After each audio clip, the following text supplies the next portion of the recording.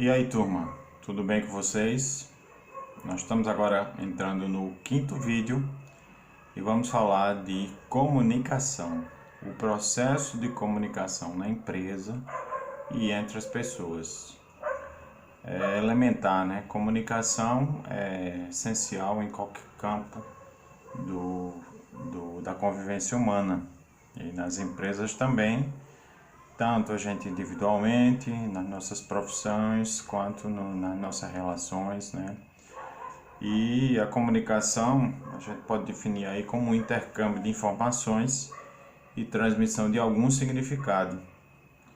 É a própria essência de um sistema social, de viver em sociedade e de uma organização. Boa parte dos nossos problemas, se a gente pensar, ele resulta de comunicações inadequadas, inoportunas ou falhas. O entendimento, muitas vezes, do que a gente diz não chega na outra parte como a gente queria que tivesse chegado. E aí gera ruído, gera falhas de comunicação. Todo processo é falho e é sujeito a distorções. Além disso, existe o ruído, que é o que eu falei, que é tudo aquilo que não faz parte nem do emissor nem do receptor, mas interfere na mensagem e distorce a mensagem. Então, aqui tem um provérbio, um dito aqui de Confúcio, né, um filósofo chinês de 2500 a.C. Eu vou ler aqui para a gente lembrar. Se a linguagem não é correta, o que é dito não é o que se pretende dizer. Se o que é dito não é o que se pretende dizer, o que deve ser feito fica por fazer. Ou seja, atrapalha tudo, né? A linguagem não é correta, a mensagem não chega, a decodificação não é boa, então o que deve ser feito não é feito. E a gente tem uma tremenda ineficiência. É verdade? Vocês concordam, né? Processo de comunicação, se vocês olharem aí no slide, eu fiz uma forma simplificada, mas tem gráficos mais completos, né? Então, mas basicamente você tem alguém que emite uma mensagem, alguém que recebe uma mensagem e tem um feedback de quem recebe. Então, eu mando uma mensagem para você, você recebe e confirma e dá um feedback sobre aquela mensagem que você recebeu, certo? Então, basicamente é esse o processo de comunicação. Na empresa, como é que ocorre a comunicação? Então, nós temos o contato direto. Esse contato direto é insubstituível, apesar do imenso desenvolvimento das comunicações. Existem sinais e indícios que só podem ser proporcionados pelo contato direto. A aparência física, o olhar, o modo de se vestir, a expressão facial, a postura. Agora mesmo a gente estava discutindo aí a questão de como repor essas aulas e como continuar o nosso curso, a nossa pós-graduação. Com aulas online, com aula presencial. Aqui um meio termo também, como eu estou fazendo com vocês, eu estou fazendo vídeos e vou mandar a apresentação. Então veja como é importante a gente ter e discutir isso, porque o contato direto, ele é insubstituível. Aquela comunicação na hora entre as pessoas, e depois existe uma comunicação aí que ela não é expressa, ela está implícita e você só percebe isso no contato direto com as pessoas, certo? Então essa é a forma mais importante que existe da comunicação. Depois tem outras formas, né? A comunicação online, hoje você tem vários meios de teleconferência, né? Por aplicativos aí de vários tipos. A gente tem o aplicativo Zoom, por exemplo, que você faz as aulas online. Você tem os estudos, você tem um desenvolvimento enorme do ensino à distância. Você tem as videochamadas, o Skype, tem uma série, um arsenal tecnológico aí que favorece essa comunicação. E aumenta a eficiência, né? Reduz bastante custos, torna a comunicação muito mais rápida. Eu, por exemplo, tenho uma filha que mora no Canadá. Falo todos os dias com ela, muitas vezes aí com o videofone, em que a gente se vê e conversa. A uma distância de 8 a 10 mil quilômetros, né? No passado isso era impensável. Há cerca de 15, 20 anos, Você só podia falar por telefone e era muito caro e pouco tempo.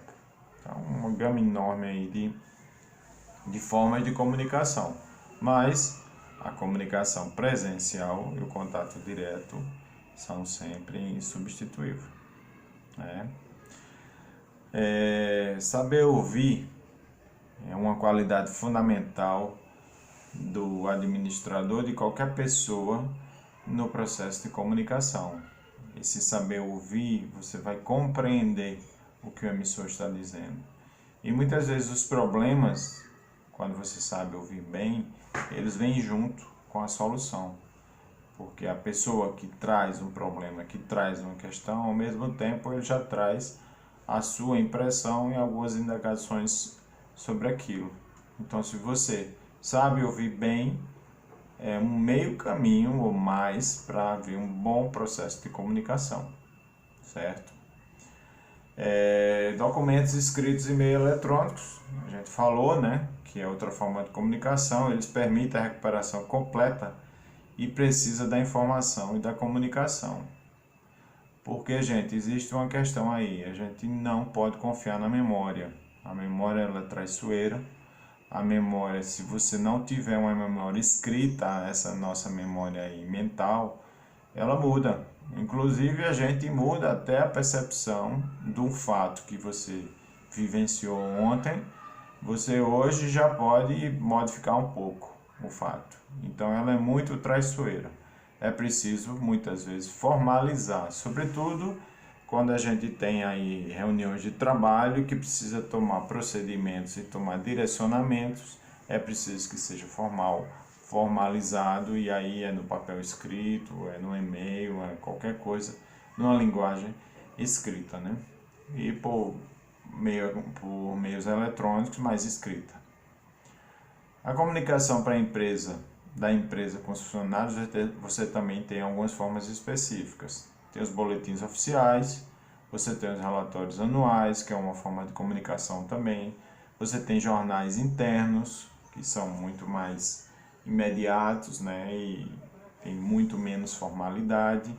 Você tem reuniões, tem o correio eletrônico, tem a internet, seminários e eventos, todos esses são outras formas de comunicação na empresa. Agora vamos falar um pouco mais de comunicação, das características de uma boa comunicação. Vamos lá. A primeira é o conhecimento do interlocutor. Você precisa saber com quem você está falando. O seu público-alvo é importante.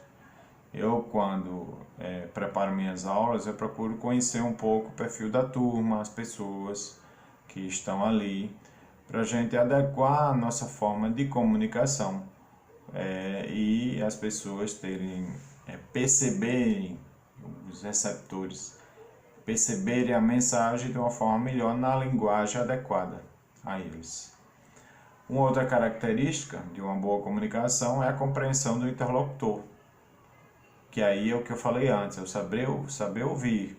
A gente precisa falar, comunicar, mas também escutar e saber ouvir as necessidades, os entendimentos, as compreensões dos outros, para estabelecer um processo eficiente e eficaz de comunicação.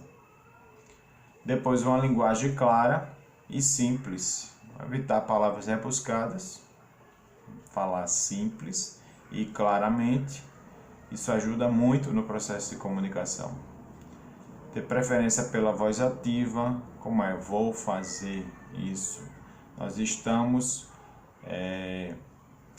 vamos realizar, nós realizamos isso, né? Agora, estamos fazendo, estamos pensando, o gerundismo não é muito bom, então a gente usa mais a voz ativa do que a voz passiva. Foi realizado, melhor dizer, realizamos.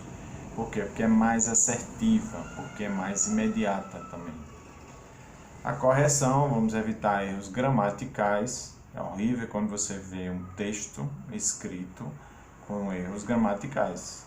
Então isso passa muito mal para a imagem de uma empresa. A gente às vezes vê um cartaz, às vezes a gente vê uma faixa com erro de gramática, isso desqualifica quem está comunicando a mensagem. Claro, né? E a concisão, não ser prolixo, dizer apenas o necessário, não esticar demais a conversa, quando você pode ser mais conciso, essa concisão. Isso é muito importante. Agora, a gente falou aí das distorções. Muitas vezes a comunicação ela não é completa e não é eficaz. Então, quais são os tipos de distorções? Eu vou falar um pouco aqui com relação à relação de subordinação entre superior e inferior, hierárquico. Então, do inferior para o superior, hierárquico, a gente tem algumas distorções. Porque os subordinados muitas vezes querem vantagens, distorcendo a informação. Os subordinados eles não confiam nos superiores, então pode também distorcer a informação.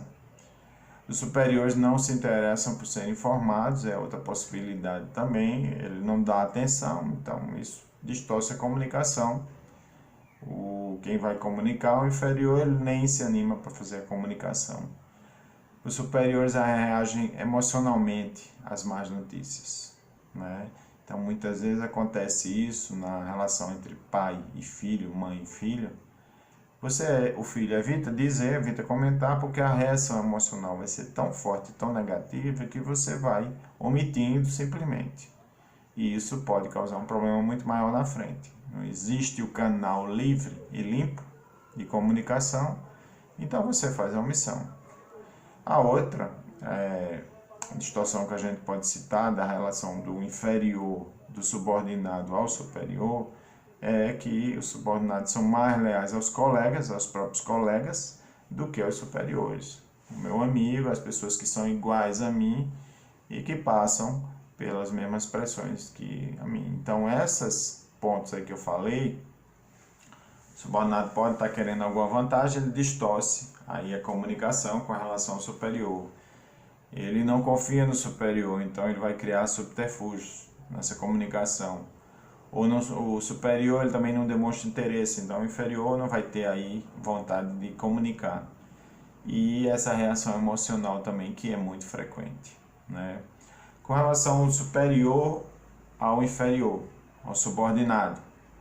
Os superiores eles não percebem a necessidade dos subordinados de receber informações que os instruiriam e motivariam sobre o que lhes cabe. O que quer dizer isso? É que ele não acha importante comunicar, instruir, e que aquilo não faz diferença na motivação e no desempenho do subordinado. Então deixa de comunicar e cria distorções na comunicação. A mesma coisa também, o superior não confia nos subordinados, então ele não vai falar, não vai comunicar, porque ele não confia. E outro motivo comum é que os superiores eles escondem essas informações que acreditam que poderiam desmotivar os funcionários.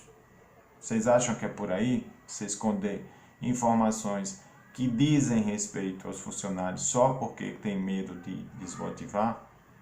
Claro que não, né? Isso gera distorção na comunicação. No processo de comunicação a gente falou também de feedback. Então também a importância do feedback para a equipe. Para adquirir confiança dos subordinados é preciso mantê-los informados. A gente já falou. Proporcionar o feedback tempestivo no momento certo e preciso, sem arrudez, um feedback específico e no tempo certo, explicar as decisões e as políticas, ser sincero sobre os problemas e resistir à tentação de sonegar informações para manter os subordinados dependentes ou usá-las como recompensa. Absolutamente, a gente tem que manter o processo de comunicação totalmente transparente. E com isso, sim, você vai ter confiança, você vai ter credibilidade, você vai ter motivação da equipe e compromisso também da equipe. Ok? Então, comunicação, esse é um tópico muito importante que a gente também vai discutir aí depois com mais estudos de caso. Tá bom? Até a próxima.